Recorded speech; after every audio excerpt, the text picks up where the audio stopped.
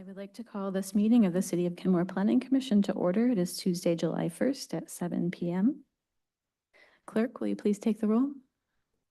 Commissioner LaSalle, Commissioner LaSalle is excused tonight. Commissioner Macias, Here. Commissioner Olson, Commissioner Olson is excused tonight. Commissioner Dorian, Here. Commissioner Vanderlyn, Commissioner Vanderlyn is excused tonight. Vice Chair Thompson, I'm here. Chair Banashinsky. Here. Next on our agenda, we have a land acknowledgement.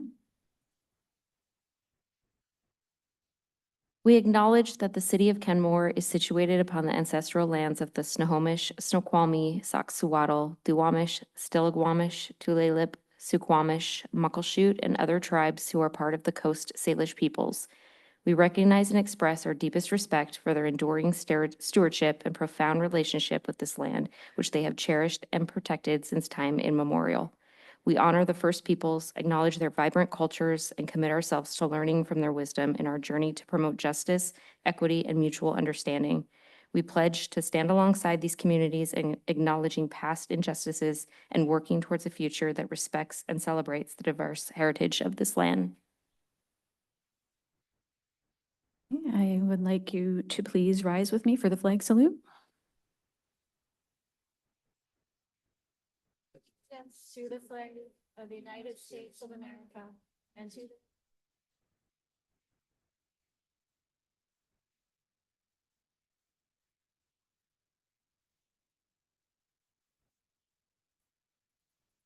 Next on our agenda is public comment. Is there anyone signed up tonight?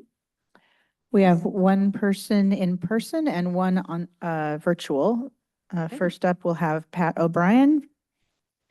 We welcome our community members to the Planning Commission meeting. In this forum, the commission does not engage or dialogue with the public. The primary role is to listen.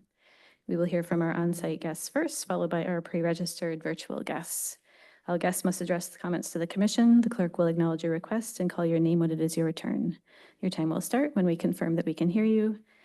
Please state your name and city of residence for the record and keep your comments to 3 minutes. We'll not split your time with others or reset your time except by express approval of the chair. You can submit materials to the clerk in advance. This meeting is being recorded. Thank you for taking the time to be here tonight. Pat O'Brien, Kenmore, Washington. First, I'm going to suggest that the Bastyr campus not be allowed to change out of their hands and subleased or anything to any other entity. They got that whole property for $9 million. People that I don't agree with are screaming for the ball fields. So at the very least, you get the ball fields, that you have to bring those in. And I don't play baseball and I don't play soccer, and it's fine. They should be supported. You should glom onto those ball fields because you're not getting more. So the second thing is, what could we do with that building? And we could do lots of things. We could not spend the money on the maintenance facility up there and have a really peachy place to have a maintenance facility, and that big parking lot, it's already impervious surface. So look at that closely. Then, as far as the lodge goes, the lodge went through a very distorted process to allow the lease of that property, and then they added to the maximum amount of time it could be leased to 60 years or something like that. So that was always a facility that the public used. We almost lost it a couple times. Now it's time to reclaim that for the state of Washington and have concerts there. But I don't want to steal it from Daniels. They spent good money and smart money. They rehabbed that building. They used the best practices. They did it efficiently. We should find a way to pay them back and get that property back in the fold of the state parks department. And maybe we get some benefit for orchestrating that. Then the next thing is 181st Street. I've got a 72 unit plan. I know of 9 commercial properties on 181st Street. My plan has for veterans, handicapped and veterans. It has parking place for every unit. It has 5 or 10, 50% average income. So that's lower than most of the developments we've seen. Our hang up is we have never got any answer from the city as to what they want and how high we can go. We originally started off at 60 feet, and in 30 years that I've owned that property, it's not going to pan out to develop unless that height changes. We've already got the setbacks. It's 0 setback to the street and the sides. And like I said, I know 9 properties that I could have on the development boards, and we could be filling in and requiring a portion of it to be 50% AMI, but I need your help. Thank you. Thank you. Next, we have Stacy Valenzuela. Stacy, can you hear us? I just got the unmute now. Can you hear me? Yep. Go Thank you. ahead. Stacy Valenzuela, Kenmore. I was thrilled to hear Tom Beckwith's presentation. Felt encouraged to request our residents to be able to share directly with him to help contribute our concerns. However, I'm still upset to be tricked, misled by the city staff, blocked our meeting with him from a few residents as requested. Our environmental residents and organizations have attempted in the last 5 or 6 years with 4 local parks on Lake Point over 20 years to guide the city on best practices to preserve and protect natural habitats, wildlife, birds, waterways, trails. Residents' top #1 priority in survey after survey, as back as we can remember. Yet we're ignored. And now at 3 to 4 parks, the wetlands, waterways, tree canopy, and ecosystems show the drastic signs of damage. Grandfather trees that cannot be replaced are gone. Salmon and fish, an all-time low. Water temperatures, an all-time high. Algae bloom, feces from sewer overflow, dioxins in the water, soil, high lung disease, and cancer in our air. The state WAC states natural habitat is a priority over recreational use at open spaces. The consultant asked for the truth of the residents' input. I stand again to request foregoing surveys that are directive of staff only, dictated outcomes, misconstrued, filtered interpretations, ignoring our environmental and human health concerns that are best practices to protect and preserve. We would like our concerns to be heard directly from the consultant, incorporated into any plans. We hope to save all the natural habitat. We do not want artificial turf destroying the infrastructure. We can use that building that used to be likely the seminary university before it was Bastille. We would appreciate another public open meeting to include more residents with the consultant to hear from us directly, not a staff interpretation. Also, not just a town hall where they do the presentation and only hear from 5 to 10 people. This is important. We have tried with every permit to get our residents' needs and concerns involved before it's too late. We have a great chance here, and we need more people to get involved, more people to be heard, and stop ignoring our residents. And I appreciate the Planning Commission because you guys do hear us. And it's appreciated every time you put together and come forward with a minority report on top of everything else. And I just want you to know how much we appreciate that you care. And I also support part of Patrick's statement. Thank you. Thank you. That completes public comment. Thank you. Thank you for both Patrick and Stacy for your comments tonight. The next item on our agenda is the consent agenda with the addition of excusing Commissioners Olson, Vanderlyn, and LaSalle. Is there a motion to approve the consent agenda? So moved. Okay. Second. Okay. Unless there are any objections, the consent agenda will stand approved. Any objections? No? Okay, the consent agenda is approved unanimously. The next item on our agenda is the Parks, Recreation, and Open Space Plan presentation and discussion. So I'll turn it over to our staff and Tom.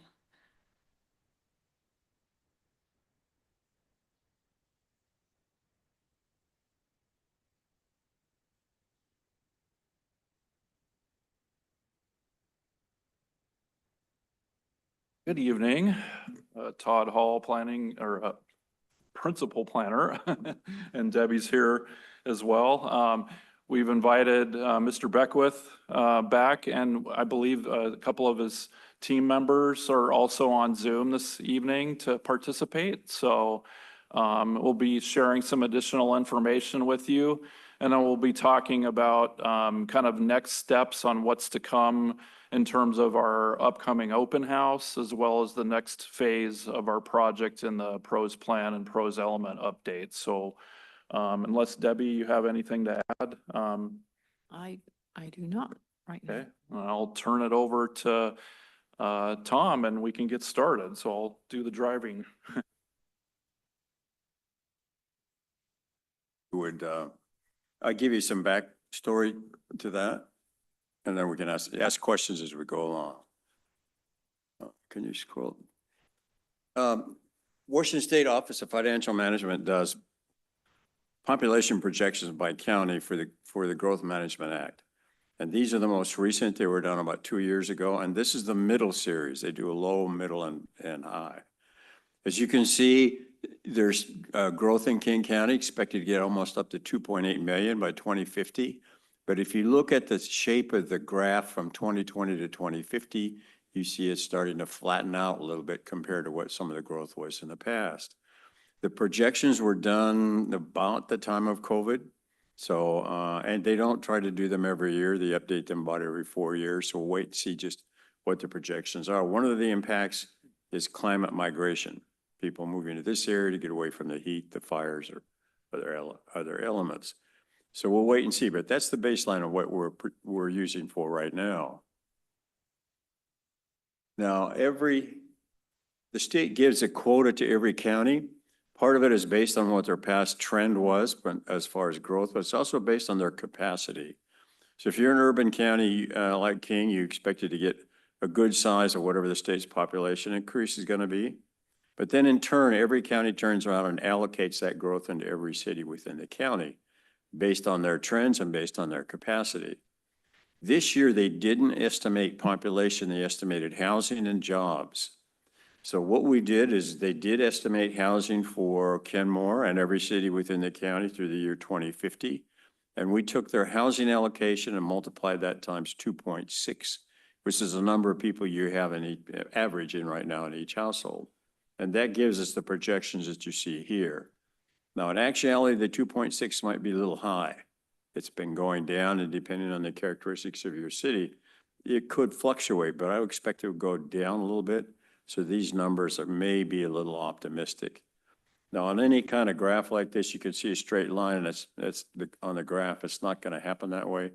You're going to get projects at 1 year or another, and then nothing for a couple of years after that.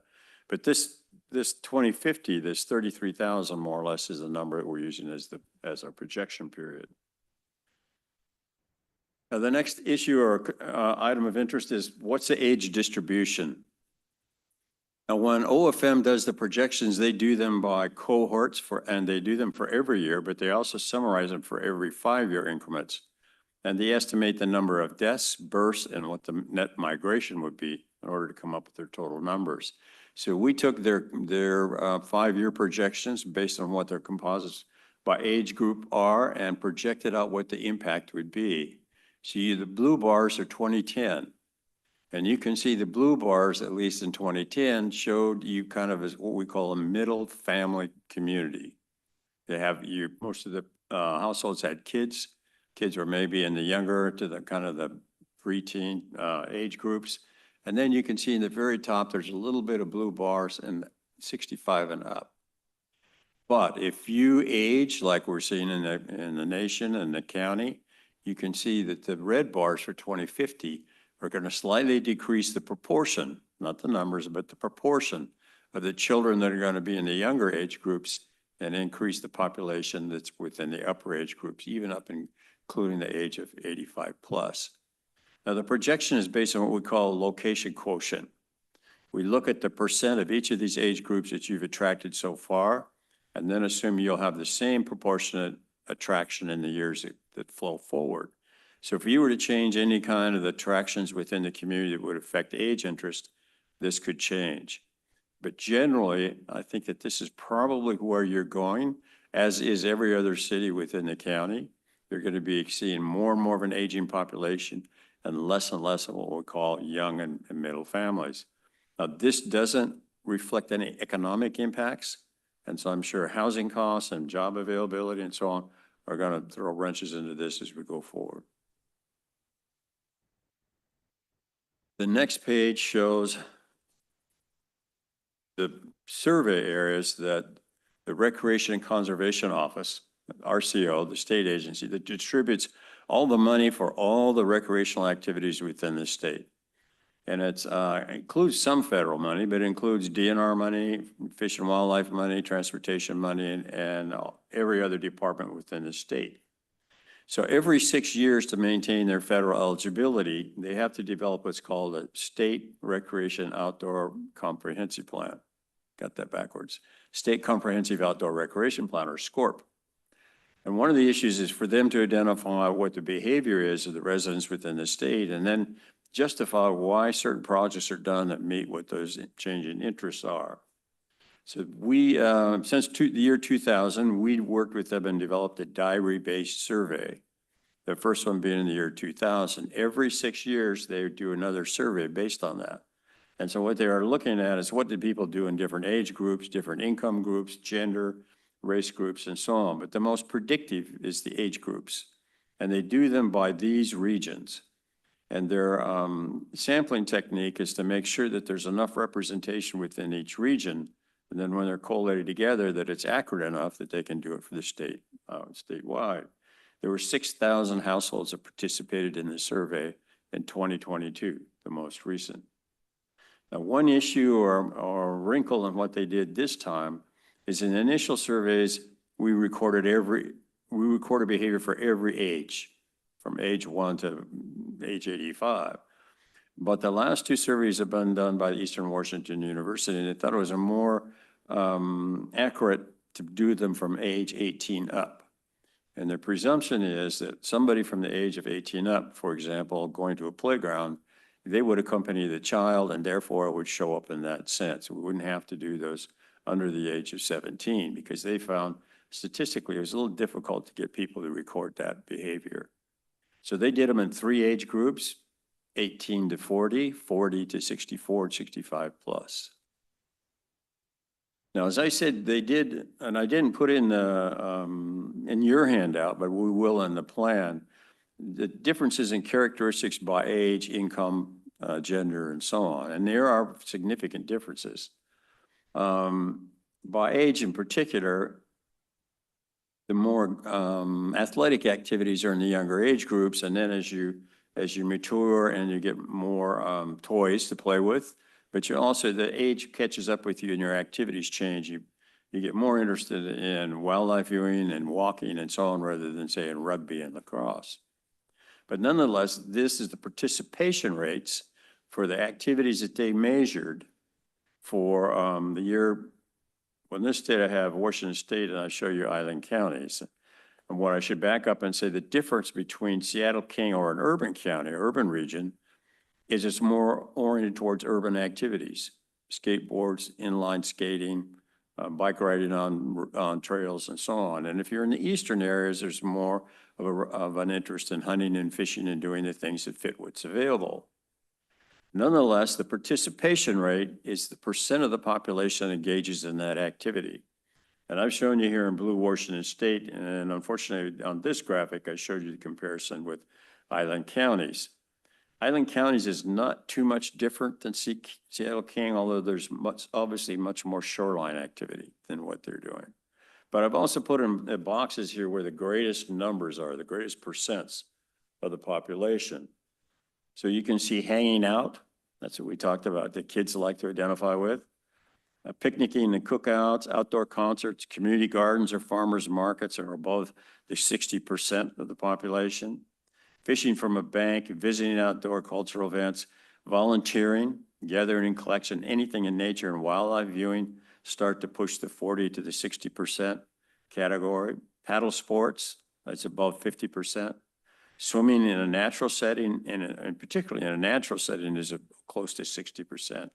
And jogging on sidewalks and so on is close to 40%. But the biggest is walking on a trails with or without a mobility device, and walking or using a mobility device on roads and sidewalks. And you can see that's about 90%. So I think we talked about at the last meeting, if you were going to put out a bond issue, you'd want trails there, but you might not want scooter riding, which only 9% of the population identified with. Not that you don't need to meet those needs, but that's not going to generate willingness to spend money. The next page shows the frequency, and down at the bottom, this is the number of times per year. This is the number of days actually per year that they engage in this. So if you're observing wildlife, that's about 16.3 days a year that the survey respondents said they do. But if you walked with a pet, that was 18 days. And if you walked without a pet, that was 27 days. So in a minute, we'll go to the next page, and you can see this is the projection of what your activity volumes would be in 2050, multiplying your ages in 2050, the number in each age group, by the percent in that age group that will engage in the activity, and then by the number of times. So you can see the first box is hanging out. Kids do it frequently, as well as a high percent. The community gardens or the farmer's market. Then wildlife viewing or nature viewing. And then even paddle sports, swimming in a natural setting. But again, the predominant volumes are on trails. Go ahead, sure. It's Vice Chair Thompson.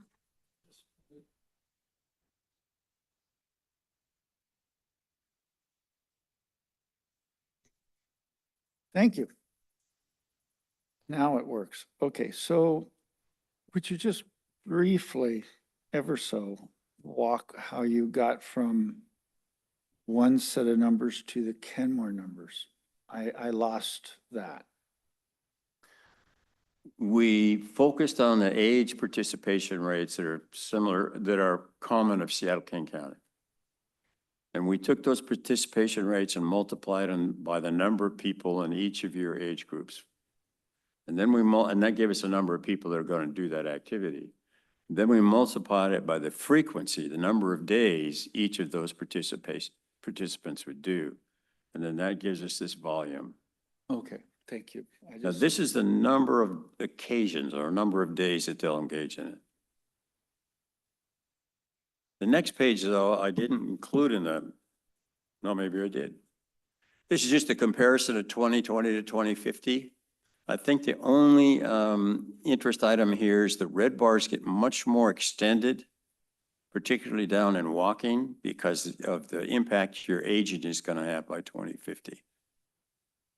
You don't shrink in anything because you're going to have about a third more people. But proportionally, those activities which favor older age groups are going to increase proportionally more. Now, one of the questions on the last slide, this is one I didn't include in the original packet, is where are they going to do this activity? And so one of the questions in the survey is, where did you do it? The blue portion of the bars is a local park. That's a city park. If it's orange, they did it at school. If it's gray, they did it in state and federal, including St. Edwards. If it's yellow, they did it at tribal.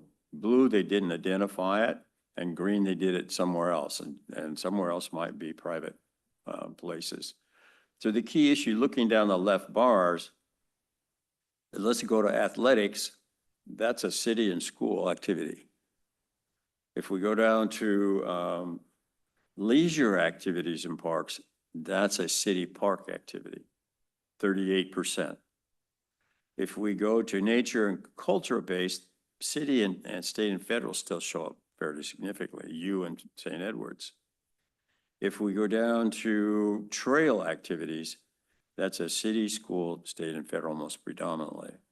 So on the previous page, when I told you how many number of those things would occur, we would multiply that by the portion you would capture in your city, or in this case, maybe state, school, state, and federal. The other portions of that would go elsewhere. But we've only projected your population. and only what your population would do inside your city limits. We've not projected people from outside the city that would come here because you have assets. One of the reasons for this location score is because that's where the assets are. If you're going to hunt and fish, you're going to go state and federal because that's where the assets are.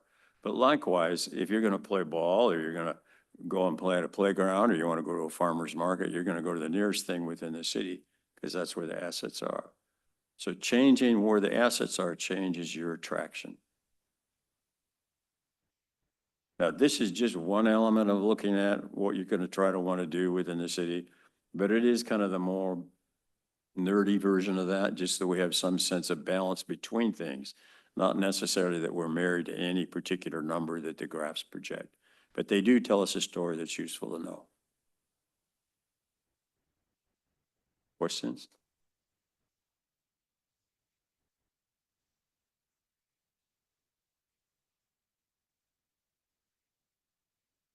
Is now our time to ask any questions? Is there any Sure, more yeah, go ahead. presentation? Yeah. Oh, okay. When I was looking at the graphs, had a bit of a hard time tracking sometimes the dates, like what time period or year the data were from. And if it was knowing whether it was the most recent or, so I'm wondering if for people who are looking at this packet and don't have the benefit of a presentation, if we could have them labeled a little bit more with a little bit of a narrative, like this data is from this source and it is from this year and that's the most recent that's available and things like that. I think that would help ground our community in the numbers, and I think that would help kind of make things make more sense. Yeah, I didn't give it to you in memorandum form or in the form it will be within your plan. And in your plan, there are narrative that will go along with this.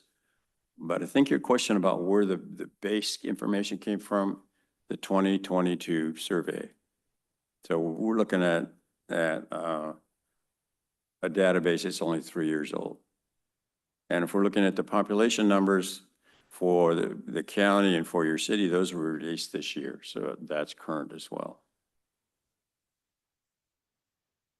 And there are some places like the Corp says it's from 2006. Where does it say that? That is on the page that says frequency, number of times per year by participant. Okay. See, I was drinking beer when I put this together. It's actually should say 2022. That's Okay. just I just didn't change the legend. Okay, Everything in here is 2022. okay. Yeah, I think that would be helpful because there's another page, I think it's the very first one, King County Population Projection says OFM Medium Series 2018.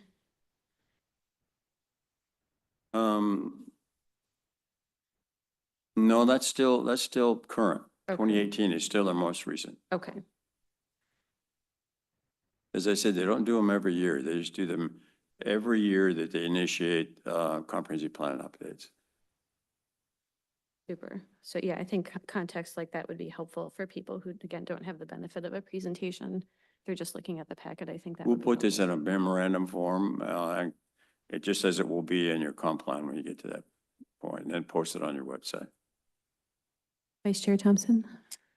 Thank you. I agree with our chair.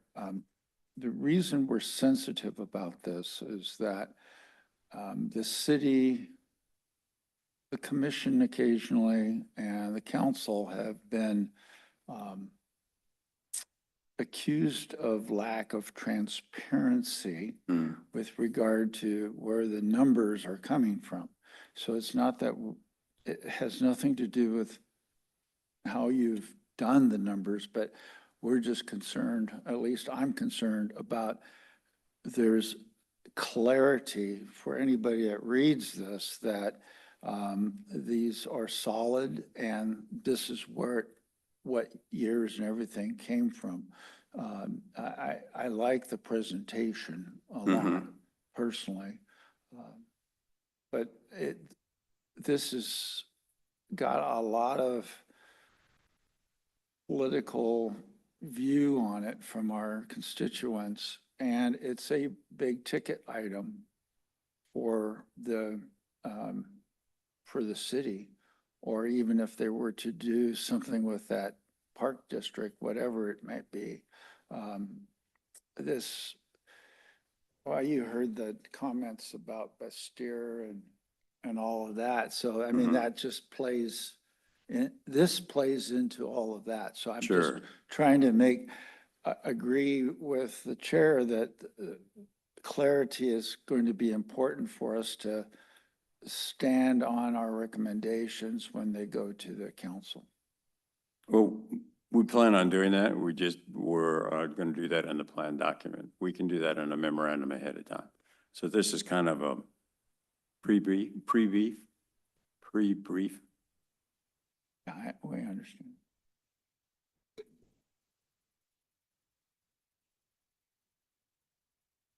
Commissioner Macias? This is probably jumping ahead. I tried to read the full pros plan, the previous one, about halfway through.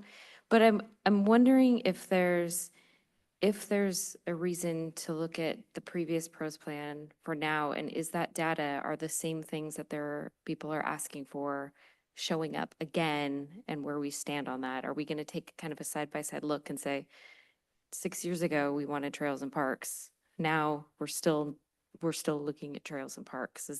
Are we heading down that path? And to Commissioner Thompson's point, in that pros plan, there is overture of St. Edwards and Bastyr ball fields that I don't know how we fold that in right now. It's kind of unclear on where we're at. Well, any plan does two things. It looks at how you got where you are, and was it successful or not? And then it says, what's your vision for the future? You don't have to have just one vision if you have strategic possibilities. In fact, I think the challenge is to have a vision that's inclusive enough, so depending on what directions you have, or things that have come up like Bastyr, that you're prepared to be able to handle it. So your visioning or your strategic stuff is going to be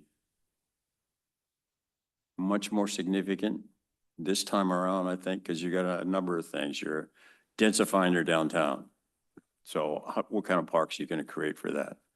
You're potentially going to have a changeover in the property at St. Edwards, and including the ball fields. How are you going to handle that? You need to connect your waterfront to your downtown, and that's always been a problem all along. But I think even more so in your opportunities now with the redevelopment that could potentially be used. So you're going to need a strategy for that. We don't want to just take what you've done so far and say, hey, that worked, let's go forward. You want to look at where you want to go and then back up and say, how do you get there?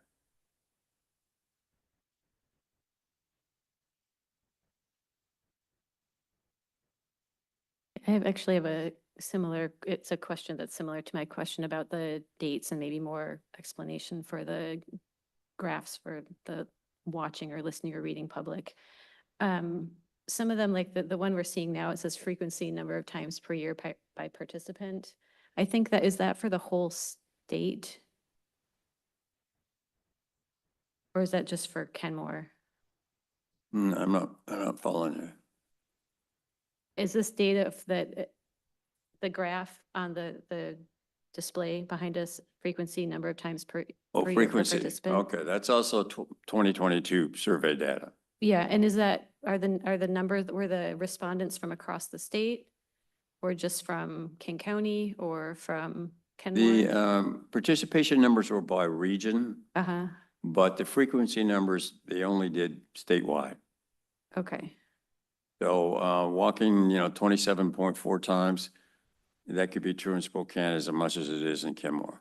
Mm-hmm, They did not collate that particular characteristic. okay. So when you create the memorandum that you said would have maybe more of an explanation about the dates, could we have some more descriptions about like where the respondents came from? So we know if we're looking Sure. at data from Kenmore or the state or King County. Yeah, okay, that'd be great. It'll be, you'll have all the context you want. We just don't want to turn it into such a technical document that you can't follow what we're trying to do or what it's trying to say. Yeah. And then a related question is, there was one graph that we were looking at where you called out that there's some participation differences by whether respondents were on the east side of the mountains or the west side of the mountains, or like, so that perhaps respondents on the east side of the mountains are engaging in more hunting activities because that is what is accessible to them, or they are there because that's their interest, or whatever the reason. But I'm wondering how that might change the data if we were just looking at the western side of the Cascades, or just Kenmore, just King County.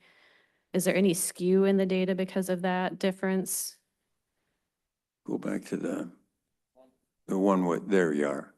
There you are. They have participation rates for these regions, not for counties in these regions, but for these regions. And they vary significantly between activities, just as I talked about. What we're using for you is Seattle King, because it's an urban area, and you're most similar with what their participation characteristics are going to be. As I kind of gave you a summary, though, if I were to look at the Columbia Plateau, and we are doing a project over there, they're more rural oriented in their activities, and so their percents are higher in fishing and hunting and off-road and so on, compared to, say, Seattle King. Yeah. On the other hand, Seattle King has more dog parks, skate parks, bike pump racks, more courts, because that's the kind of activities we engage in. So part of the difference is the geography, and then part of it also is the difference between urban and rural culture. Yeah. I guess Todd, can you go down to the slide below, the next one after this? Yeah. So this one, it looks like the blue bars are all of Washington State and not just Seattle King. Is that right? Correct. Okay. We're comparing that with that region versus Washington State. Island counties compared to Washington State. Yeah, I didn't get the slide in that was Seattle King. My fault. Okay. So we will eventually be able to look at Seattle King. Yeah. Okay, great. No, Seattle King was used to project you. I just didn't get that slide into your briefing. Okay. That was a test. I hope I passed. And then I think I have a few more questions, but I want to make sure that commissioners have all their questions. You're all good? Good? Commissioner Dorian, you're good? Okay. I am wondering if you could tell us a little bit more about the process. Like, I know we're heading toward an element and a pros plan that we can recommend to council. They ultimately will make the decision about whether we're going to adopt it or not, but our job is to make a recommendation. And so I'm wondering if you can tell us a little bit about like the process that we will go through from here to our approval. I know we have an open house. I'm wondering when we'll see draft elements and draft plans. Like, do you have a kind of a process that you walk commissions through? The last presentation I gave you, the very first page had your schedule on it. Okay. And in that schedule, we said during the summer, we're going to have some open houses and some additional workshops. And probably in the early fall, we'll have another survey. We will have a draft plan, however, that you have seen before we do that survey. That survey will be a postcard to every household within the city asking them to participate. And that survey will ask them to evaluate your project proposals and strategies, and also evaluate your financial choices, which tools they want to use and how much they're willing to spend to realize some of the projects that are in that plan. That's probably the last thing we want you to reflect in your pros plan, because if there's not financial support for it, we have to make it balance one way or another. Either cut back on projects or we change the phasing of those projects. Then that's your document. That's your standalone pros plan document, just like you had before. We will also create out of that the section that would be the chapter in your comprehensive plan. Even though you recently updated it, we'll create both of those. A summary that's will be incorporated at some point in your comprehensive plan, as well as a standalone document. You will hold your own hearings, and then you will put together your recommendations to council about what to do with that plan or any changes you want to that plan. Council will have their own hearing, and then council can do what they want with the plan and with your recommendations. Accurate? Vice Chair We're looking Thompson? we're looking at being done before the end of the year. Okay. Vice Chair Thompson? Thank you. So there's a step, as you said, that we're going to send out a survey. City's going to send out a survey to the residents, correct? The second survey or the last survey will be a postcard inviting every household to take an online survey. Right. And you'll see what that online survey is before we go to that point, the contents of it. Well, and that survey would be based on a potential plan? On the draft plan. Okay, and so that draft plan will have to come before us and get Oh, sure, yeah. us as a draft. Along with the survey contents itself. Oh, okay. I just wanted to be clear on that, so there's going to have to be some decisions made or direction made Sure. ahead of that time. Now, besides that survey, when school starts back up again, we'll survey high school kids. See what activities they engage in, what parks they use, what their interests are. How will that, is that going to be done through the schools or? some That's other- an open question. Some schools are very comfortable with doing that. Some of them even do it, promote it in their civics classes. Some schools are not. And so then we engage the clubs in the school maybe to help promote it, like the cheerleaders or the debaters club or whatever. And then we give them a stipend for their their help and participation. Thank you. Okay, I'm going to continue my questions that were in a similar vein as the last one. So I think this commission tends to need multiple reviews of the element. And so I just want to make sure that we'll be able to do that again, that we'll have time for that in the schedule. We set the schedule up for you to start. You're done when you say you're done. Okay. And then, so coming out of the open house, so I think the next stages from that would be kind of having all the information from kind of the review of the data that you've been sharing with us and the community feedback. And is that when we can start kind of getting into the strategies and goals? You'll see element. everything.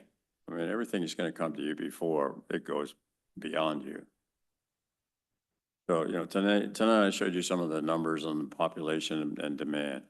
The next time you'll see some ideas about our assessment of your existing parks and trails and what we think some of the strategies could be.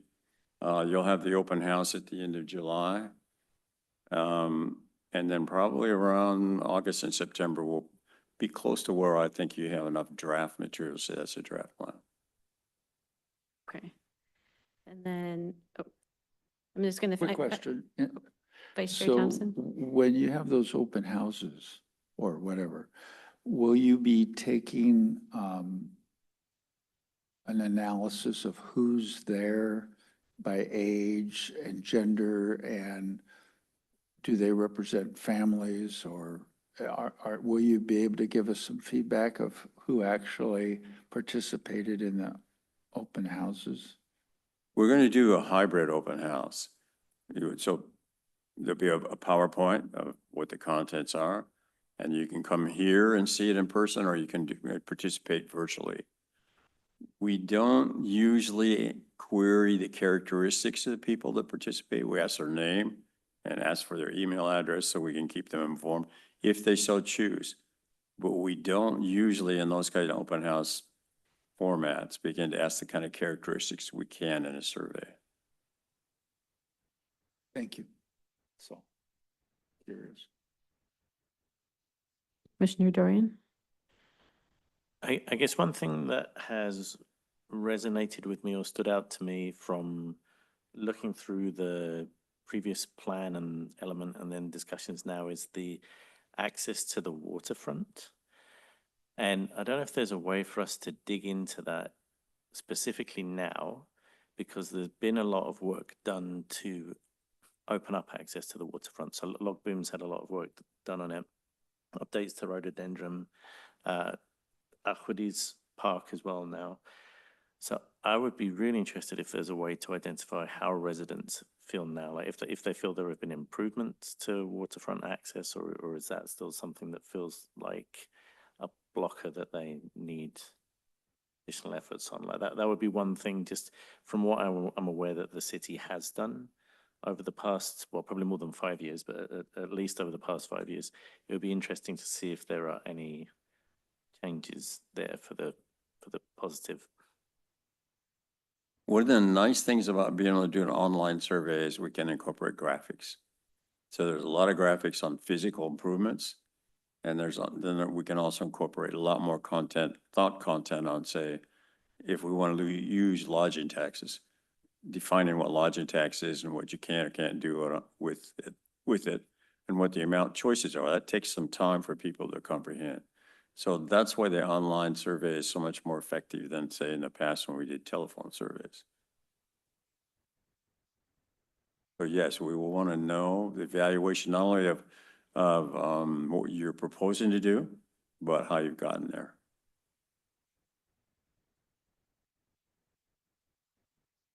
Following on Commissioner Dorian's comment, I'm interested in exploring what people think of when we ask them about how they feel about access to our waterfront, because I feel like that could mean different things.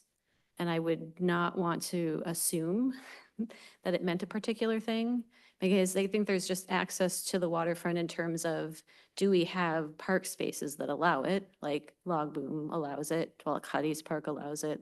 There's the boathouse that allows, like there's a boat launch, or there's a way to kind of physically approach the water once you're in those spaces. But then there's also access in terms of how does one navigate from their neighborhood to those spaces? Like that's another kind of access that I feel like we still have challenges there that it would be good to identify and to hear from residents what their particular challenges are, because I know I have a sense of what some of them are, but I probably don't know all of them. And then I think there are also access issues in terms of just a person's physical body and their ability to access the water. Like people who are in wheelchairs, for example, have different access issues than people who are able to walk with their feet. And so I don't know as much about that, about how our residents feel about access to the water from that perspective. So I guess I'm interested in unpacking what access to the waterfront means for people and making sure that we're really addressing it from all those different perspectives, so we're not leaving anyone behind. One of the things that we do is a walkability analysis, which helps you analyze how do you get there. It's one thing to have a park, but if you can't get there in a reasonable period of time, or in your case, if you're blocked by barriers, then it's really not viable. The other advantage of the surveys in the open house and the plan is graphics. It's one thing for you to tell me you want to get to the water. It's another if I say, this is a way to get to the water, is that solve the question? Now, the plan has to have two things in it. It needs to be as site-specific as possible on the things you can quantify.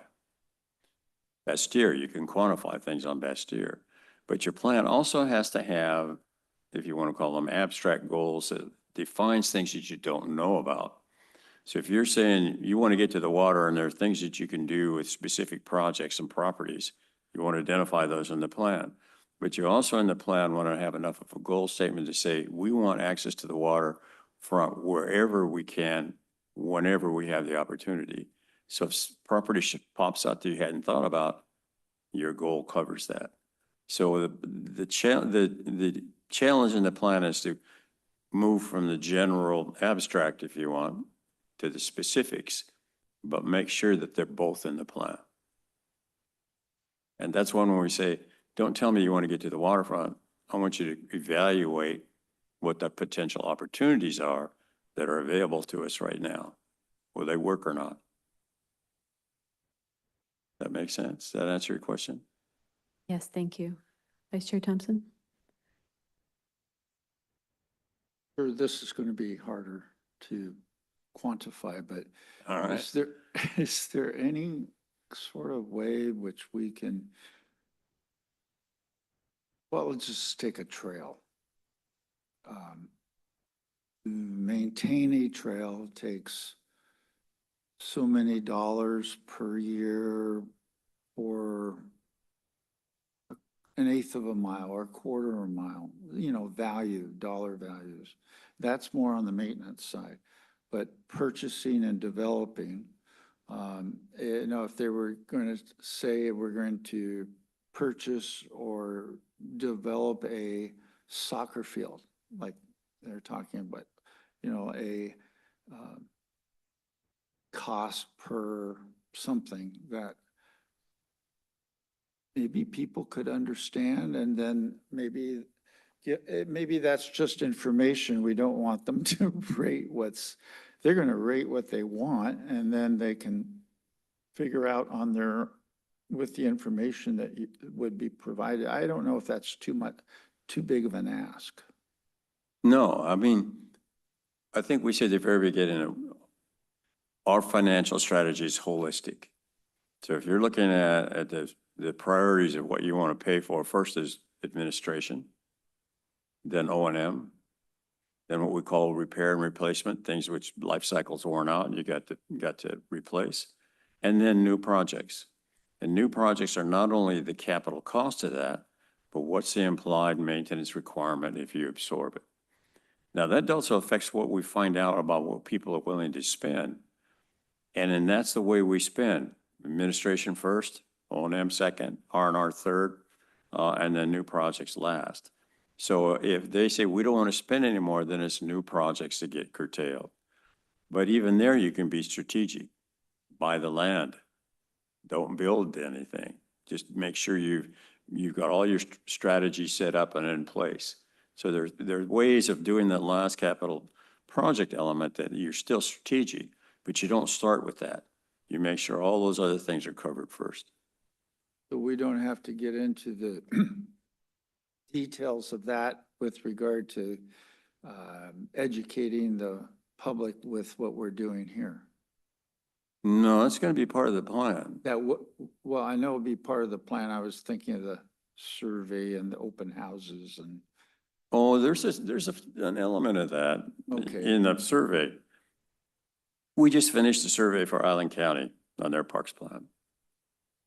And the predominant component of the survey was financial, not new projects and strategies, because they have a dire need with backlog maintenance and backlog repair. So the bulk of the survey was to explain that, explain why they're in that position they are, and then explain all the different financial tools they could use to resolve that if they chose, and the consequences if they didn't. I mean, essentially, the public has to decide what they want to do. So that's all going to be Yeah. in this, so that because that's really good. I like that. Folks just don't understand the operations and maintenance requirements of some of our facilities, whatever they may be. Well, the first thing they respond in a survey is maintain what you have. I mean, then they talk about new things they want. So the first priority of every survey we've ever done on asking the public about parks is, are you maintaining what we have? So yeah, that's certainly a key part of that dialogue. Commissioner Dorian? I have timing questions and documentation review questions, I guess. I'm looking back to the previous meeting, and I'm just noting that tonight was meant to be including reviewing draft prose elements. And obviously we're not doing that tonight.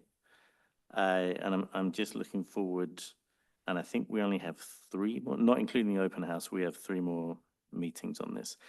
And I'm aware it's a huge document, or possibly even two documents in it, because there's the element, right? And then there's the plan, which is 80 pages. So I'm just thinking about how we navigate that. And I'm realizing that's not even a question. I'm just putting out there, I'm aware it's a lot. And I'm wondering when when we'll start to see some of the drafts, and then B, how we navigate those drafts given the volume of material. Because we can spend 3 meetings on 20 pages, let alone 100. So that's my, 2 cents. Well, you're not starting from scratch. You know what your current pros plan is. What we're doing is updating that. So you certainly get familiar with what your current pros plan is, but what we'll be bringing you is what we want to change or add or amend to that.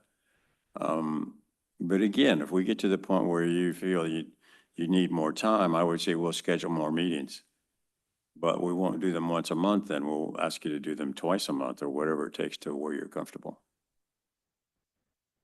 Because, just to follow up on that as well. So the open house is meant to be reviewing draft pros elements as well, or is that more generative, getting comments from the public? Open house is where you are for that time period. I don't have that schedule in this packet, so I'm not looking at it. It's back on, what was it, the 10th? Is that when we met? It's in that packet. Now, that last survey and the review of the draft document occur at the same time. They're concurrent. There's some things we can do concurrently.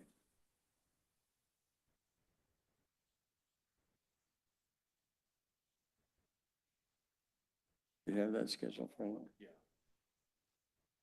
Well, Tom, while Todd is looking, Tom, I think what the planning commission are trying to ask you is, after the open house, how much time is needed then to prepare the draft plan? And will that be something which is brought forward to the commission in August or September? And maybe that's what was I wasn't at that last meeting, so.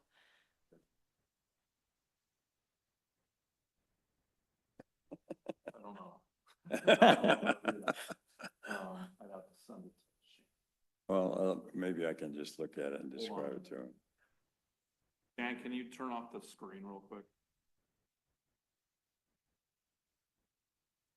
Vice Chair Thompson. I also may make a suggestion. We should move the August 5th meeting. The first Tuesday after the first Monday in August, which is an election. Hold that thought for now. Hold that, I got it. I'm holding on to the thought. Okay.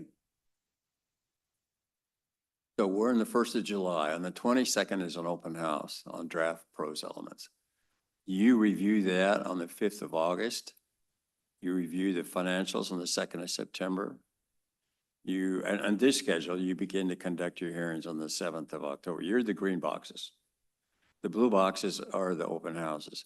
The open house we plan on the 22nd of July will also include some promoting the survey we've already done just to get more participation in it. And will be primarily an introduction to the public about what you're trying to do. It is not an open house on your final draft, but there's certainly, we've done with staff a complete assessment of your existing parks. That information will show up. And anything that we generate on ideas will probably be truth tested on the 22nd of July, so you can see what your reaction was on the 3rd of August. Now, that is a tight time schedule, clearly, and it was put together purposely to match kind of a tight time schedule. But if we get into any one of those, let's say that you're reviewing the final draft of the pros element on the 5th of August. If you need more time, we would say, okay, let's meet on the 12th or the 19th or the 26th, till you're at the point where you're satisfied.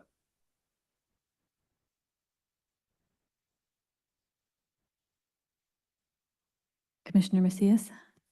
I had the same question about facility requirements. So we're hoping that we might have facility requirements for the open house, because I suspect that people will ask a lot of questions of what do we have, what don't we have in that open house. That might, if we can get there, that might be helpful. And then my other question was, the survey is still ongoing, correct? The online survey? Okay. It's still open. Still open, okay, still $250, right, or two, I was don't there know. I something? haven't looked at the number today, but we leave it open until we don't get any Okay, responses. And we'll probably leave it open until we get down to the point where you're looking at the draft plan. okay, okay, and then we're at the farmer's market, right, Todd? I think we're, That's my hope. I need to get to coordinate with Tom on some information that I can share with folks at the farmer's market if we need to push it out just a little bit longer. But my hope is that I'm out there at least once, if not a couple of times throughout the summer. And yeah, I fully intend to be out there. It's just a matter of coordinating with some information to, talk with folks out there. So yeah. Now, you can see in September, on the second, you review the financials. And then the next 2 weeks, we do that survey of every household. But we can have open meetings during that too, where people can see what it is. We just didn't want to try to schedule in too many open houses at this point till we got to where we had enough product to make it worthwhile. Now, we will be working ahead of you as we put together all these strategies and so on. But that doesn't mean that we make the decision about what you want to use out of it. We just don't want to wait and then come in and show you something and then say, well, let's decide later. Okay, I think it's good that we're looking at the schedule, and I think I do want to reiterate that just my experience with this commission over the past 5 years has shown me that this commission really needs multiple meetings to get through an element. I don't think that we can look at it once on August 5th and probably get through it. That makes me feel nervous. Well, then what I would suggest is we plan those contingency meetings anyway. And if you don't need them all, that's fine.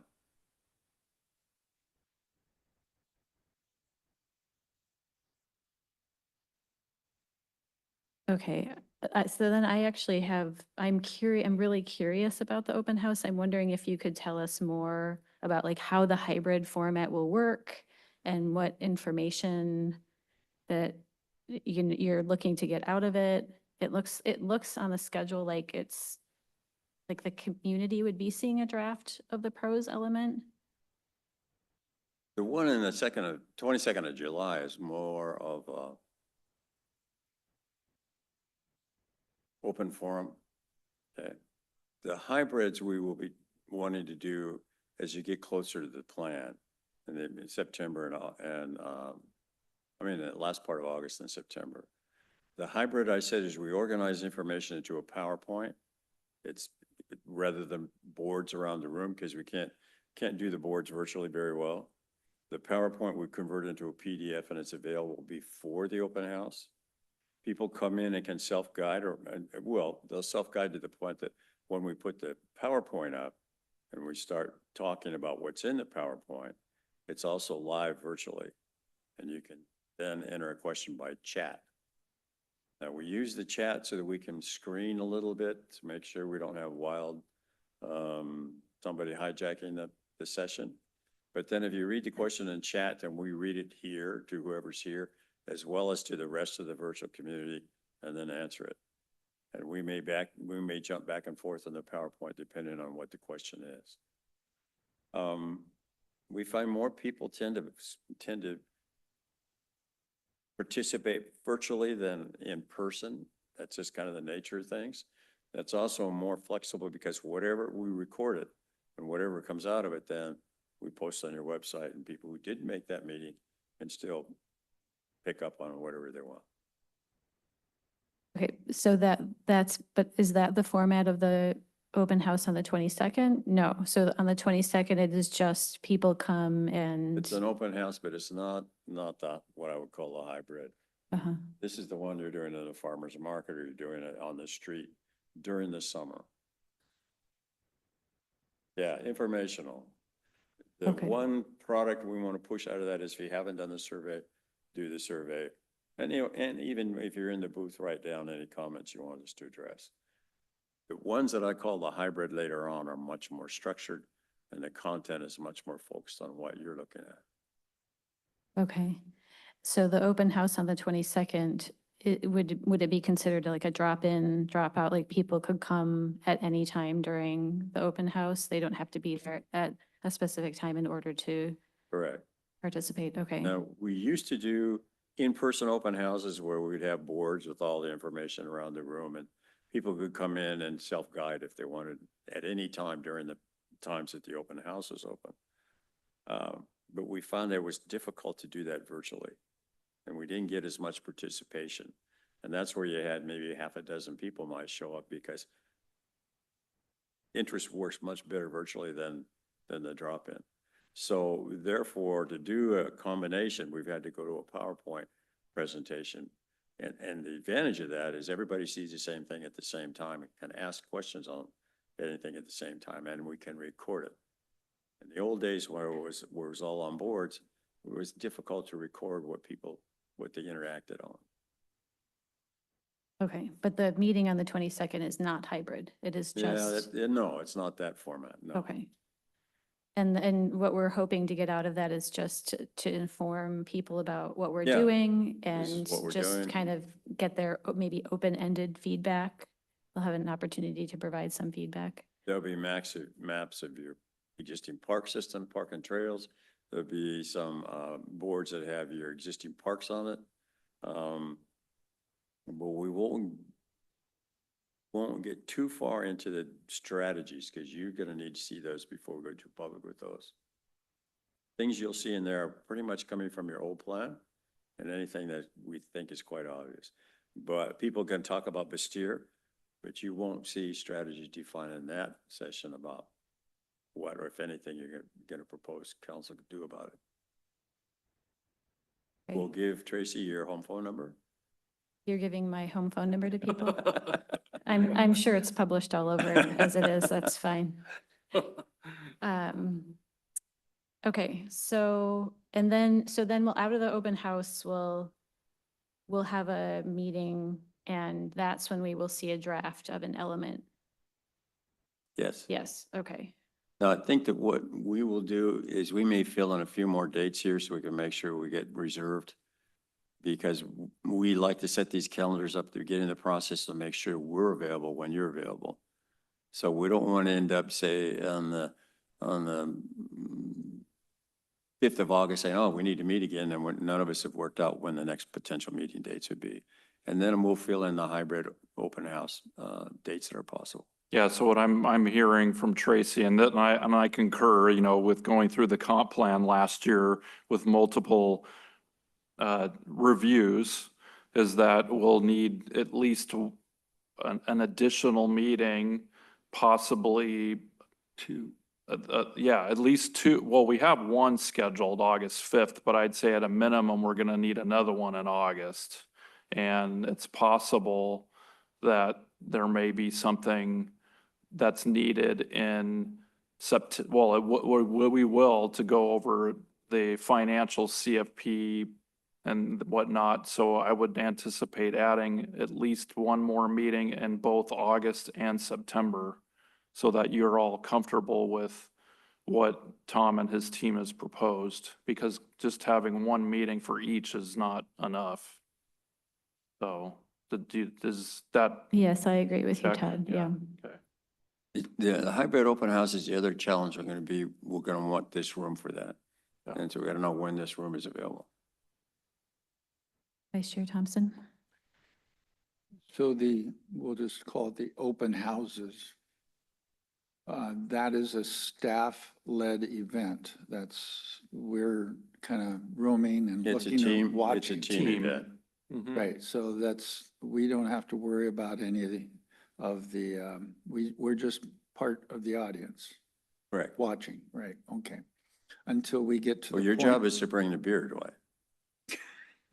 We're not, yeah, until we start actually talking about the words and music piece, then that's when we get the eggs and other things coming our way, right? Correct, correct. Okay. Good. That's what I thought. I just wanted to make sure.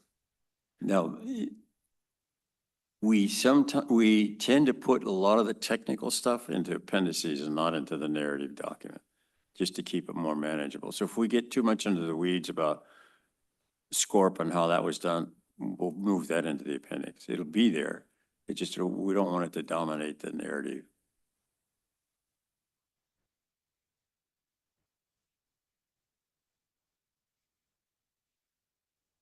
Okay, are there any other questions from commissioners? Right. Vice Chair Thompson, go ahead.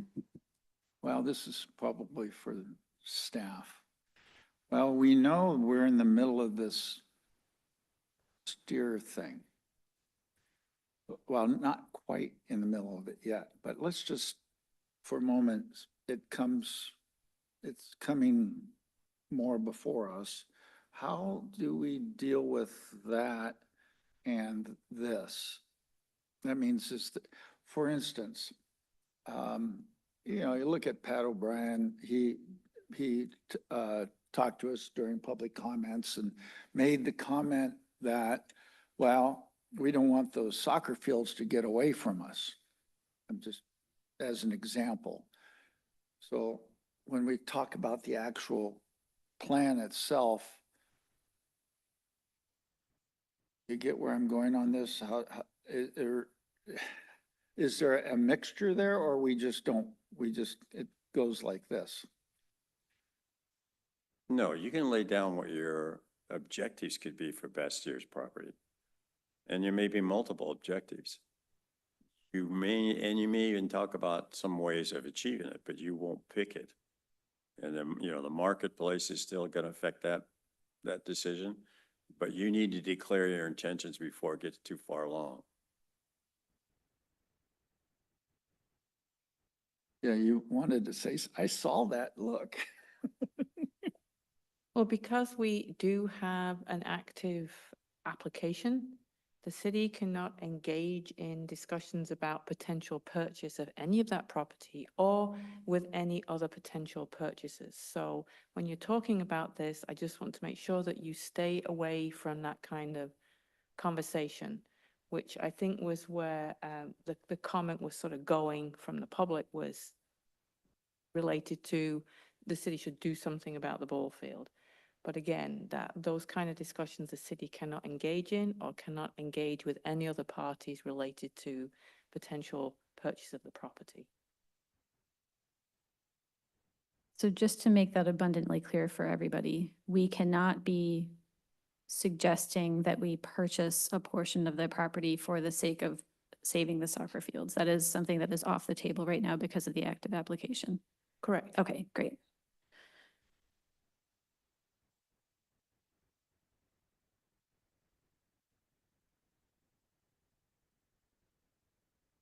All right. I asked a lot of questions about process, so thank you for engaging me in those. And then I want to make sure, I think commission's done, but Todd or Debbie, do you have all the information that you need? Yeah, I mean, we've got another opportunity for Tom to kind of go over some of the initial data, which I think you've asked some questions on that. So that was the purpose of the last couple of meetings.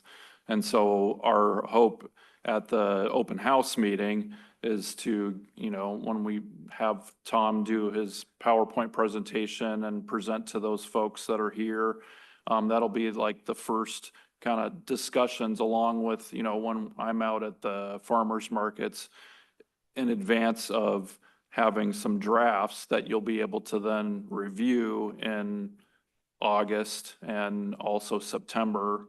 That's when we'll get, some clear decision-making, in terms of what's developed. So hopefully this process, what we just did here up on the screen, kind of helped clarify a lot of that.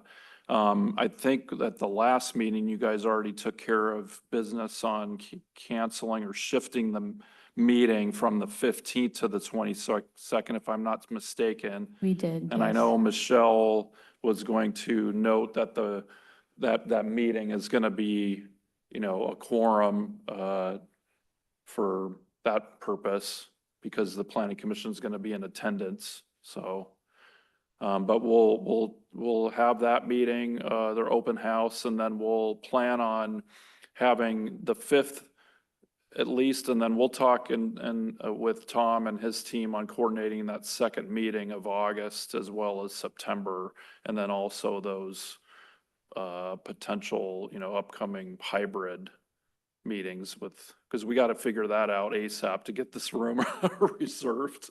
Yeah. Well, I know that the room in August is going to be hard to get. Yeah. There is the Kenmore Art Show is going to have both rooms from August 11th to the 25th.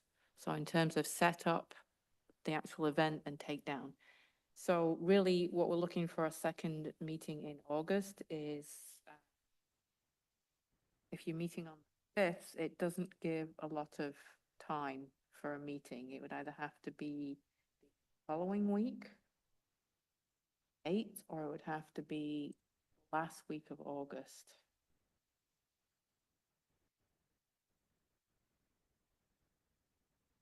Debbie, you're suggesting the 20, did you say the 26th? I'm looking at my calendar here 29th. too. Hold on, hold on. So the first meeting's on the 5th and the room is not available between the 11th of August to the 25th. Yeah. So really you're looking at,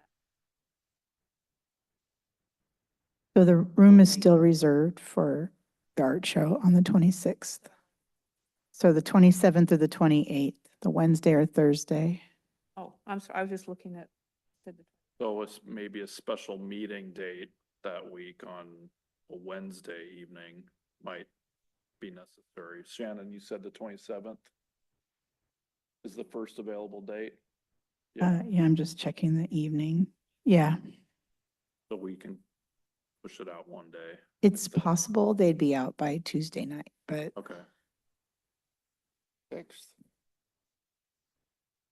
You're meeting on the 5th. Fifth, we already are. Yeah, it's on the screen. That's already reserved. 5th. August 5th, Right, but we're that's talking not- about a second meeting in August. Okay. Yeah, We shouldn't be really meeting on an election day. That Kenmore has a ballot on that election day.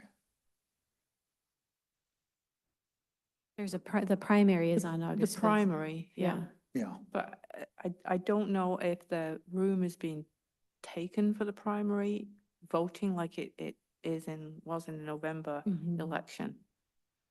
I'm not sure. it's not reserved at this point. Yeah. It's reserved for us.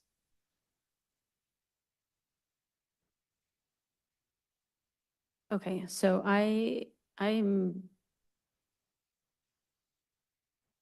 well, I not think sure we about need to. Vice Chair Thompson's concerns, but can I just say, I am concerned about us getting through the pros plan and I'm concerned about the amount of time that we have and the amount of time that the space is not available to us. What's the 26th of July like? Or no, the 29th of July.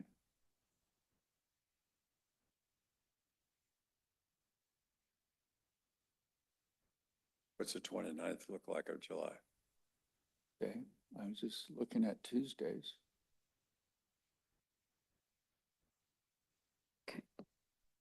Commissioner Dorian and then Commissioner Macias. I think based on what Tom shared earlier, they want that time to write up the draft, so I don't know that a week is gonna enable that, unfortunately. Yeah, I guess other strategies. What is permissible for us to do asynchronously? Because we obviously, we can't meet we can't have serial meetings and things like that. But would it be helpful if we individually read through the existing pros plan and sort of gave comments, or like just thinking how we accelerate some of what might otherwise have to be done in meeting time? I mean, you can always read through the pros plan at any time. It's available online, and as Tom said, it's basically, we're not starting from scratch.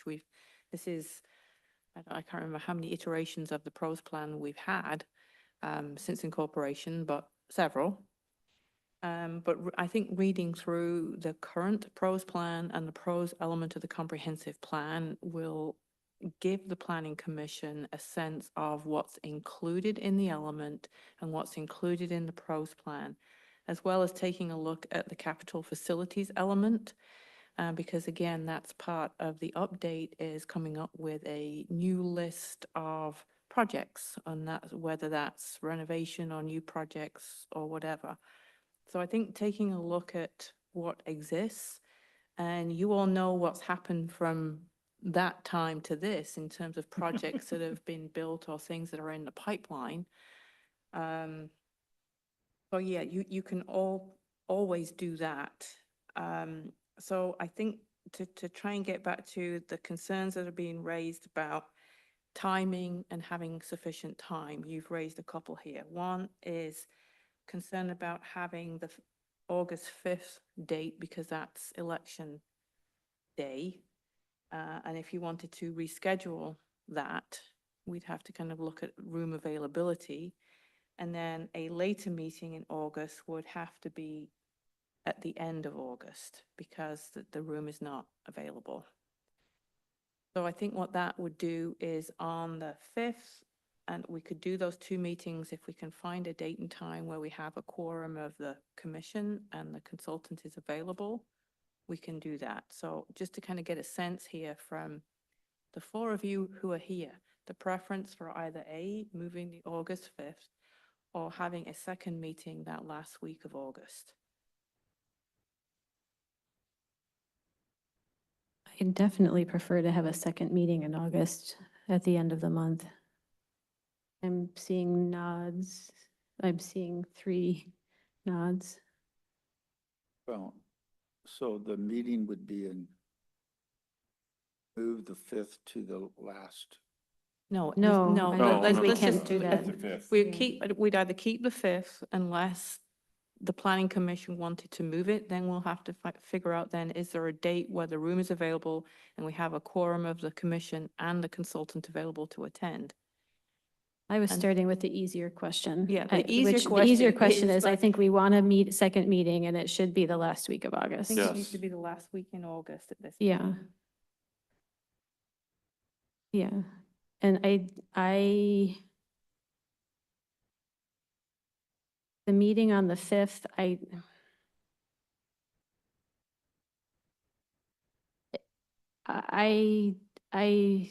think I should recuse myself from like having a strong opinion about that. But I do feel concerned about changing it because I think we need the time to get through the pros plan. But that is all I will say. Vice Chair Thompson.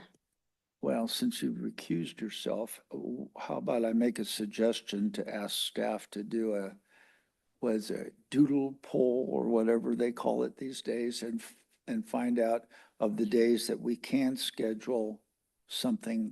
Yeah, that's Here or- what Debbie was just saying, is based on availability of the room, availability of staff, and Tom's availability and his team to see if we're able to shift that particular day 1 or 2 days later. That would be fine. Yeah, Why that not would just- be, we'll get back to the commission on that. Then with regards to the second meeting, we're talking about either if the 26th is available based on after the arts thing is done, or it's the 27th, one of those 2 dates, because the rest of the other 2 weeks are out because of the arts. Or show. the 28th, could we Or the include the 28th, 26th, yeah. 27th? So we've got 3 dates to Okay. choose from Great. that week, potentially. Okay, Okay. so I'll state Are you gonna, no.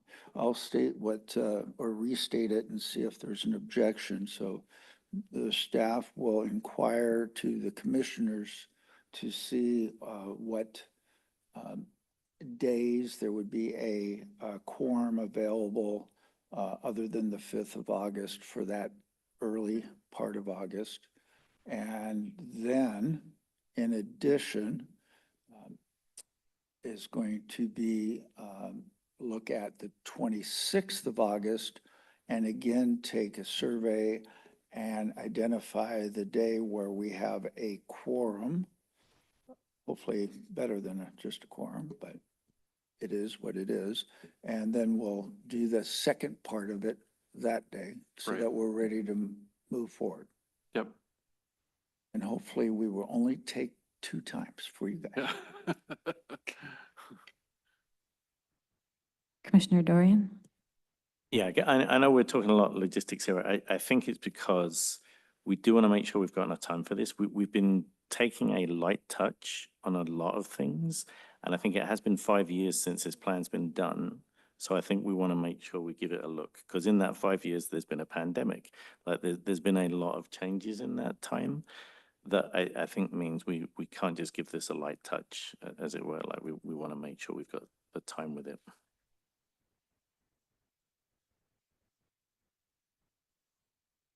Go ahead. Commissioner Macias? Yeah, I'm comfortable with that. If there is no other day available on the week of that 5th, I think we hold the day if it's unavailable. I think it is important that we meet at least twice in August, and as you're looking at the schedule, there's so few days available.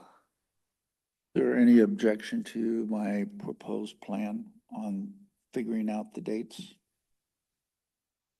Hearing no objections, then we have that recorded as our request to the staff. You're unrecused. All right. Is there anything else for the good of the order? None from the commission? Staff, do you have anything for the good of the order? No. Tom, do you have anything else you'd like to say to us? Sure. We talked about big numbers when I showed you those projections. Mm-hmm. Last year, St. Edwards had 812,000 visitors. So these numbers aren't out of line when you start thinking about that way. Commissioner Macias, go ahead. You said St. Ed's, was that? What did you say? I missed that. I'm sorry. St. Ed's had 812 visitors last year, or St. Edwards had 812,000. 812,000 visitors last year. I think it's the first or second most popular or visited state park, something first or second. Do you know, Todd? No, I don't think it's, It's no. it's one of the most popular in the state, Deception Pass has more than that. more than that. Uh-huh. And I think down the Columbia River, there are a couple that have more than that. Mhm. But that's a significant number in Yeah. an urban area. That's what I think the point is. Yep. There is shoreline, there's waterfront, there's those kinds of activities. If you create it here, they will come. Mhm. Vice Chair Thompson? Well, I guess I just need to ask an information question based on, again, on Mr. O'Brien's comments about the park. My understanding, and please tell me if I'm wrong, the lodge itself where the, the restaurant and the hotel is actually a part of the park. Is it not? The park, the state owns it, but they lease it to the, yeah, and it runs on its own, I think there's a revenue sharing agreement. Right, we have nothing to do with that. No, Okay, I just wanted, people talk, I've heard that now, I must be 3 or 4 times being said in this, either here or at the city council. And I just had to ask again, and likewise, the swimming pool is in the state park too, correct? it's in the state park, but it's closed, Right, but it's Right. owned by the owned by the state. Not, right, okay, that's all I wanted to clarify, the line, the state Right. park's the state park. Right. Right, okay. So thank you. Commissioner Dorian? Two things for the good of the order. I think it's very appropriate that A, we can't meet because there's an art show in here in August, and then B, the Arts of Kenmore just had what was it, a collage class, is that right? Yeah, next door with about 20 people in there, so that's great. The other thing, sorry if I missed this, but as we're doing logistics, where do we stand with Bastia? Like, when does that need to get back on the agenda as well? I think as we laid out the schedule, a letter has gone out requesting additional information, and Bastia has until it's either August 14th or 15th to respond. So we haven't, as of today, still not received a written response to that request. Thank you. Okay, and then I will just say, the last good of the order for the evening is, I won't not let bad information stand. AI overview is telling me that Deception Pass State Park is the most visited state park in Washington. And then the next three listed are Lake Sammamish State Park, Spokane River Centennial Trail State Park, and Cape Disappointment State Park. So I'm gonna go home and do more research on where St. Edward State Park falls in that list, but just for the good of the order, that's what AI overview is telling me right now. And with nothing more to come before us, this meeting of the Kenmore Planning Commission is adjourned at 8:31. Amen to that.